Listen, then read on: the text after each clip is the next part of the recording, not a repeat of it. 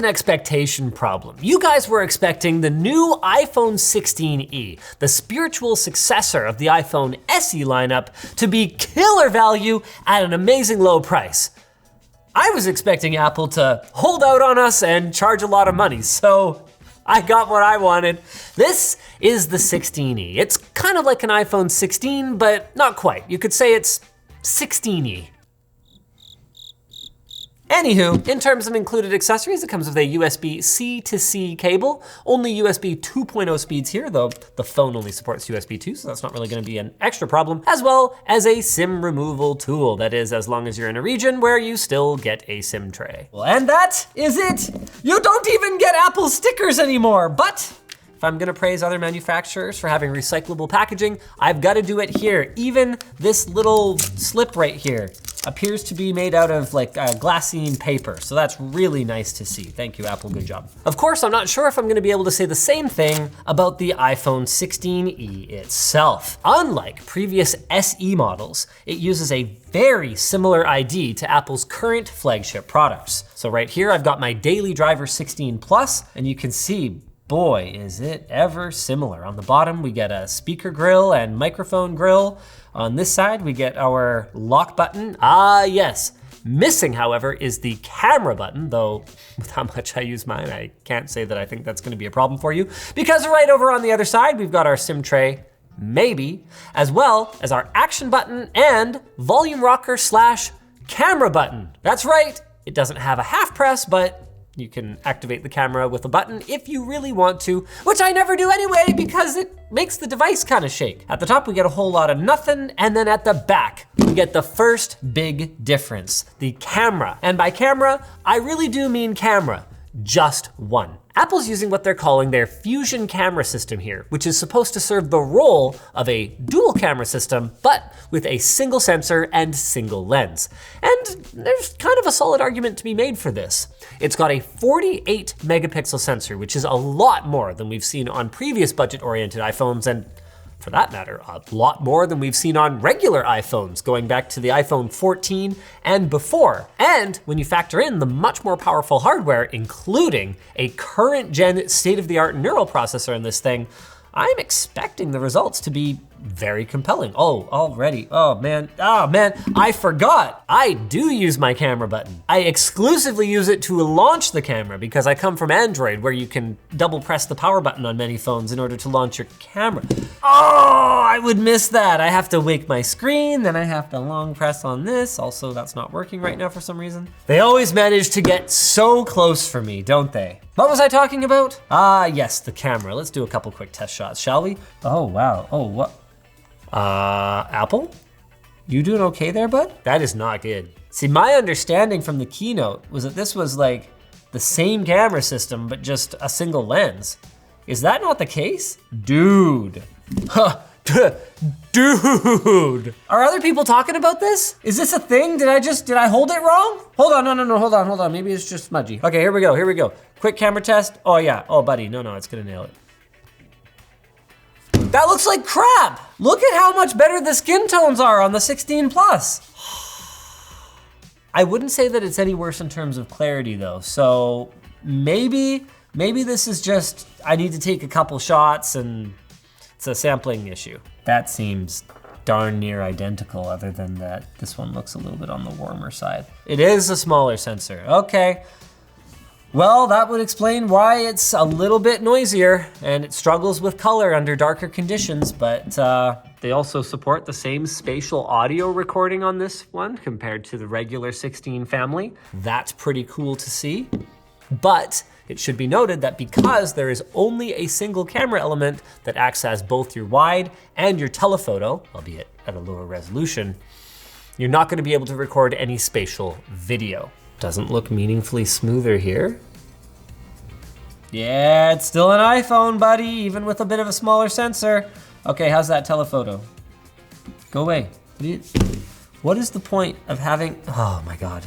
See, this is the kind of thing I'm talking about. What does a bar along the bottom mean, Apple?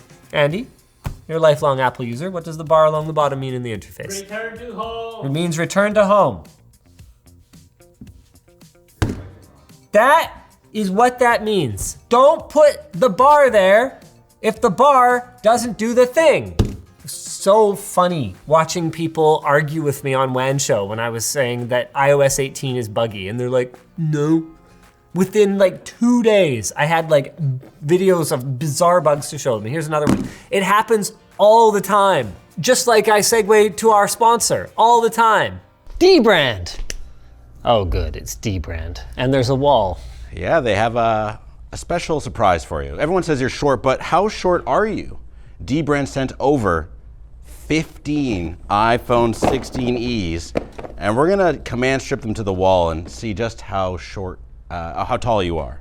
Now you just stand there and look pretty, because it took a long time to get all the command strips on these guys. So dbrand went out and bought every single iPhone 16e that anyone bought?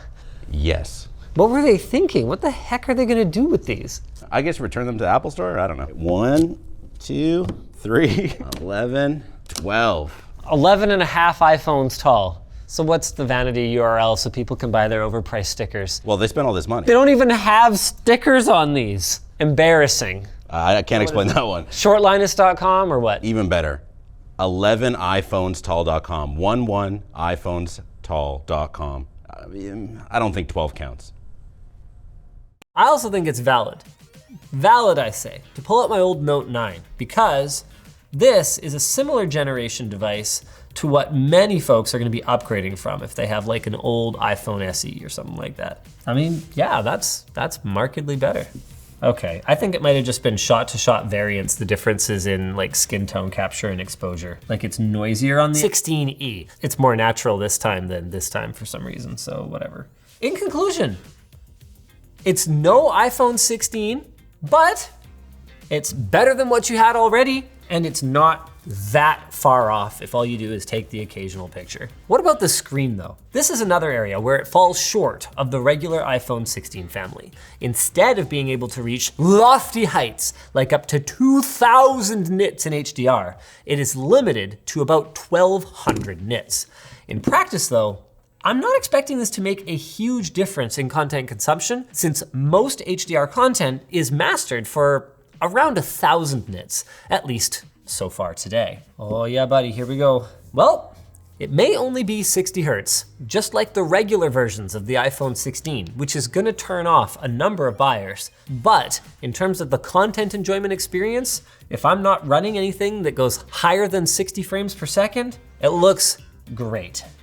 And in our testing, managed to reach about the same levels of peak brightness that Apple advertised. It did fall a little bit short, but not in a way that would raise serious alarm bells for us. Since we're talking about the screen, a lot of folks were disappointed to find out that Apple will not be bringing back a more mini form factor. Obviously, it's smaller compared to a Plus model, but compared to the regular iPhone 16, it's not a huge difference. It's 6.1 inches and about the same body size as a regular 16 or 16 Pro.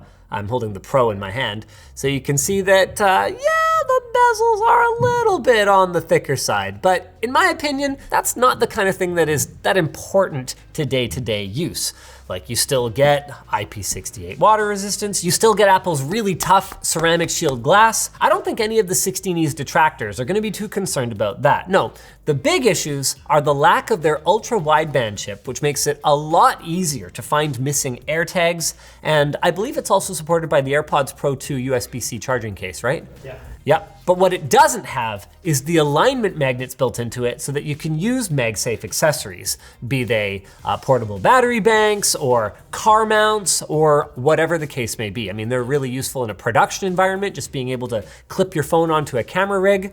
There are workarounds for this. You can get a case for your phone that has the magnets in it that will allow you to put a 16E onto a MagSafe compatible device, but it won't charge any faster, and it is a bit of a downer that it's not included in the device by default. But as someone who lives my life without MagSafe, I don't actually find that it is incomplete without being able to stick my phone to things. And I think some of the stuff we get in return is pretty compelling. We get silicon and RAM that is on par with Apple's current flagship. And I posed this question during our podcast and no one was able to come up with an answer. I asked, hey, look, I know it's $600 and it's missing these features, but at this price, can you show me another phone that has a flagship, cutting edge flagship SoC in it for $599? they were not able to. This has a 3nm processor in it. Yeah, they cut off one GPU core, but when you look at the performance numbers, you're getting almost an iPhone 16 in everything but gaming, where it still performs quite well at what is higher, but still the lowest entry-level price for a brand new iPhone. What that means is that over the long term, as Apple continues to provide software updates for this family, the 16E is not gonna be at a disadvantage. It even has the same amount of system memory, which should allow it to run all the same Apple Intelligence features that you get from the rest of its siblings. That doesn't mean there's no compromises. While the body is the same as the rest of the family, the dynamic island goes away and we get the ugly classic notch. I don't use it that much. I do like to be able to access media that's playing in the background, whether it's video or audio, but is it that much more work to just open up the Now Playing app in the control center? I mean, it is more, and that's kind of a downer. I guess I also use it for timers. Set a 10-minute timer, and you can, like your little, timer will go away and it'll kind of like be up there. That's pretty cool. Talking to the folks here, some of them use it for travel as well as for sports updates and the like. It was not life-changing for me though. So make of that what you will. I know not everyone's gonna agree with me about this, but what I think we can agree on is that the fact that the battery life of the budget iPhone is about on par with the regular one is an absolute plus. Now, it should be noted that we had some issues with our battery life testing. It seemed to be interrupted by unturn-offable notifications and whatnot. So we can't give you an exact number, but what we can say is that the inconsistent numbers that we got were the same between the regular iPhone 16 and the iPhone 16e, at least in the same range. And part of this, Apple claims, is due to the efficiency gains that they found with their new C1 modem. This is the payoff for Apple spending $1 billion on most of Intel's modem development efforts back, what was it, like 5 or 6 years ago? And the good news is that the consensus for now is that while it doesn't support millimeter wave, so you're not gonna get any of those like ridiculously benchmark busting speeds in dense cities, the regular reception is about as good, or I think Dave 2D actually got better performance out of the C1 than the traditional Qualcomm modem. It doesn't support Wi-Fi 6E or Wi-Fi 7, which personally I find to be a pretty big deal. Not because I need to download a video faster to my phone, but because that means no support for 6 gigahertz, which is way, way lower interference and is a much better experience somewhere like a crowded apartment building. But it does support Bluetooth 5.4, just like the regular 16 family, and has Apple's emergency SOS satellite functionality, which is kind of a big deal. So bottom line, I understand why a lot of people are upset about the price. $600 at the entry level, that's a freaking ton of money. But the one thing Apple does really well, regardless of whether it's a flagship device or their entry-level device, is support it via software. And when you look at the 6 to 7 years that you're gonna get out of this thing, if you buy it right out of the gate, what are you paying for your phone? $8 a month? In our everything is a subscription world and how much you're gonna use this thing, it doesn't seem impossible to justify. There are a lot worse values out there.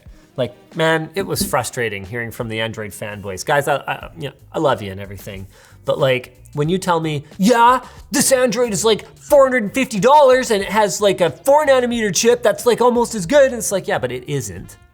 And that phone gets 3 years of Android updates. When we look at total cost of ownership over the lifetime of the device, if you're a non-enthusiast, you gotta remember who this is targeting. You're a non-enthusiast who's gonna use this thing for years and years and years. That software support is more important than saving a couple bucks today. Just like you're gonna save a couple bucks if you subscribe to ShortCircuit, so you don't miss any of our great videos. I don't know if you'll save money by subscribing, but you'll like it anyway.